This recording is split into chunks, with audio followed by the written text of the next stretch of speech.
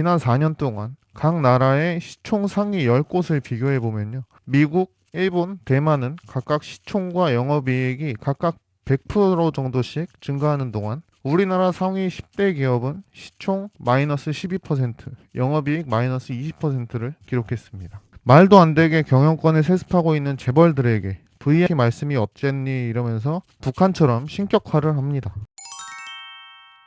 1번 부자는 3대를 못 간다. 오랜 시간 동안 대기업은 우리나라 경제를 책임졌고 우리에게 좋은 일자리를 제공해 줬습니다. 삼성, 현대, 포스코, SK 같은 재벌 기업들은 분명히 우리나라 경제를 이끌었고 지금도 이끌고 있습니다. 세계적으로 유명해서 국위 선양도 해주고 있었고요. 근데 요새 그런 재벌 대기업들이 흔들리고 있습니다. 우리나라 시가총액 부동의 1위였던 삼성전자는 분명히 위기를 겪고 있습니다. 대만의 TSMC에게 밀리고 있고 그 격차는 점점 벌어지고 있습니다. 스마트폰 점유율도 갈수록 떨어지고 있습니다. 주가도 회복이 잘 안 되고 있습니다. 롯데그룹은 유동성 루머에 부딪혔습니다. 실제로 롯데렌탈을 매각하기도 했고 롯데케미칼은 구조조정을 하고 있다고 합니다. 우리나라 기업들을 세계와 비교해보면 확실히 더 눈에 띕니다. 지난 4년 동안 각 나라의 시총 상위 10곳을 비교해보면요. 미국, 일본, 대만은 각각 시총과 영업이익이 각각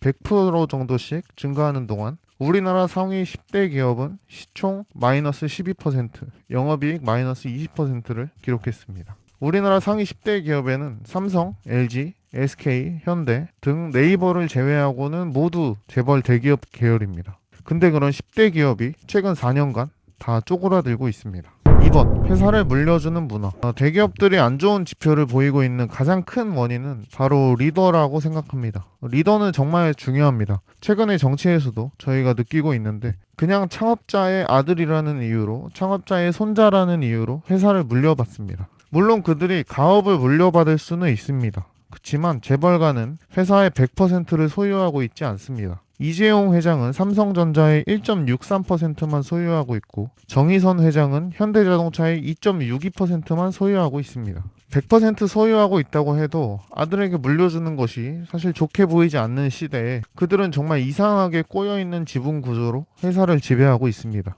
99% 나머지 주주들은 경영권 세습에 동의를 했을까요? 스티브 잡스는 팀 쿡에게 애플에게 맡기고 애플은 꾸준히 좋은 실적을 기록하고 있습니다. 마이크로소프트도 빌 게이츠가 자식들에게 회사를 물려주지 않았습니다. 이런 경영권 세습 문화는 주주의 이익보다는 재벌의 이익에 초점을 맞추게 만듭니다. 회사의 주인은 재벌이 아니라 주주입니다. 결국에 회사의 경쟁력을 악화시키게 됩니다. 요즘 유행하는 ESG 경영에서 거버넌스 부분인데 한국이 이 부분에서 최악인 이유겠죠. 1%에서 2%로 회사를 지배하고 있는 재벌들을 위해서 회사 전체가 움직이고 있는 겁니다. 나머지 99%, 98%의 주주들은 그냥 들러리가 되는 거죠. 한국 주식이 디스카운트 되고 있는 이유입니다. 3대 세습을 하고 있는 북한을 보고서는 참 이상한 나라다 하면서 3대 세습을 하는 대기업을 보고는 아무 말도 하지 못하는 게 참 아쉽습니다. 3번 최악의 기업 문화. 대기업의 기업 문화는 다들 아시겠지만 저는 최악이라고 말하고 싶습니다. 그 세대의 부장들, 고여있는 과장들, 탈출하는 신입들, 우리나라 대기업 기업 문화는 정말 최악입니다. 언제부터 시작됐는지 모르는 상명하복 문화에 말도 안 되게 경영권을 세습하고 있는 재벌들에게 VIP 말씀이 어쨌니 이러면서 북한처럼 신격화를 합니다. 왜 이런 문화가 남아있냐면 급속도로 성장을 하기 위해서 일사불란하게 창업자의 지시에 맞게 행동하는 그런 상명하복의 문화가 남아있죠. 하지만 시대가 바뀌었습니다. 지금 리더는 진취적인 창업자도 아니고 그들의 아들과 손자일 뿐입니다. 수평적인 문화, 자유로운 소통, 창의적인 아이디어 같은 게 나올 수가 없는 기업 문화입니다. 그래서 능력 있는 신입들은 그 무기력함에 회사를 떠나거나 조용한 사직을 하거나 돈만 벌고 빨리 퇴근하는 그런 문화가 생기게 됩니다. 물론 저도 그랬습니다. 진짜 기업 문화가 최악입니다. 바뀌어야 하는데 바뀌려면 리더가 중요하겠죠. 리더의 의지도 있어야 되고 구성원들도 바뀌려는 의지가 있어야 하는데 둘 다 없는 게 지금의 대기업이 아닌가 싶습니다. 그래도 돈 많이 받는다는 말로 모든 게 퉁쳐지고 있는 것 같습니다. 4번 그럼 어떻게 해야 하나? 이렇게 망해가는 대기업, 거버넌스 문제가 있는 대기업, 기업 문화가 심각한 대기업. 그럼 우리는 이제 어떻게 해야 될까요? 두 가지로 생각을 하고 있는데요. 1번은 냉정하게 상황 파악을 하고 2번은 냉정하게 행동하는 것입니다. 왜 냉정해야 하냐면요. 우리는 무의식적으로 대기업이 최고라고 생각합니다. 중견기업, 대기업 둘 다 합격하면 당연히 대기업을 가겠죠. 근데 왜 그렇게 생각하고 있는지 다시 한번 생각을 해봐야 됩니다. 우리 부모님 세대 때부터 대기업이 최고다, 무조건 대기업이다 이런 이야기를 들었기 때문일 겁니다. 근데 생각보다 별로인 대기업이 많습니다. 좋은 리더가 있는 중견기업이 나을 때도 있습니다. 어딜 가나 리더가 중요한데요. 그냥 회장의 아들이라, 회장의 손자라서 리더가 된 사람들이니까요. 그래서 요즘 세대들은 막상 대기업에 들어가서 후회를 되게 많이 하는 것 같습니다. 저도 그랬던 것 같고. 근데 주변에서 다들 부럽다고, 좋겠다고 하니까 이게 참 혼란스럽습니다. 뭔가 내가 배불러서 이러는 것 같기도 하고, 아니면 나는 힘든데 왜 다들 부러워하는 건지, 돈도 많이 받는데 참아야 하는 건지, 그런 생각이 들게 됩니다.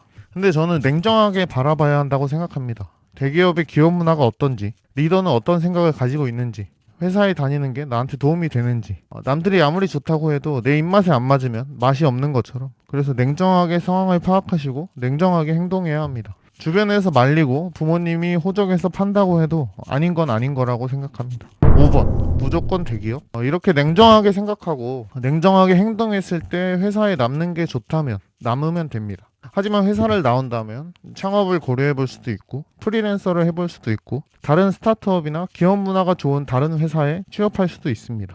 저는 무조건 대기업이라는 인식을 버리는 게 중요하다고 생각합니다. 정말 정신과 몸이 망가져 가는데도 대기업이라서 다니는 그런 경우도 많습니다. 저도 그랬고요. 그래서 몸과 정신이 더 망가지기 전에 냉정하게 판단하고 행동하는 게 좋다고 생각합니다. 남들이 아무리 뭐라고 해도 과감하게 내 인생이니까, 한 번 사는 인생이니까 내 생각대로 해보는 거죠. 그래서 오늘은 대기업의 여러 가지 문제들을 짚어보고 조금 더 냉정하게 현실을 볼 수 있도록 여러 가지 이야기를 해봤습니다. 여러분들도 주체적으로 커리어를 설계하는 하루가 되시기를 바라면서 마치겠습니다. 감사합니다.